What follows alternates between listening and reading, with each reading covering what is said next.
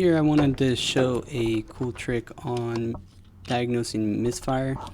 So this is an X3, it's got a misfire.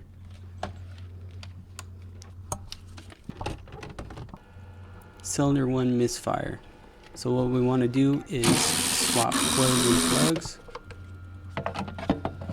Here we got cylinder 1 coil going to 3, cylinder 3 going to 1, cylinder 2 coil stays at 2, then we'll swap spark plugs. We got 1 to cylinder 2 and then 2 to cylinder 1. We'll go ahead and reinstall everything. Go ahead and delete faults, restart, do a brake boost, get that check engine light to come back on, scan. We got cylinder 3, so that means we need a coil. Go ahead and throw a coil in there for the customer, delete faults, recheck, misfire's gone. All good to go.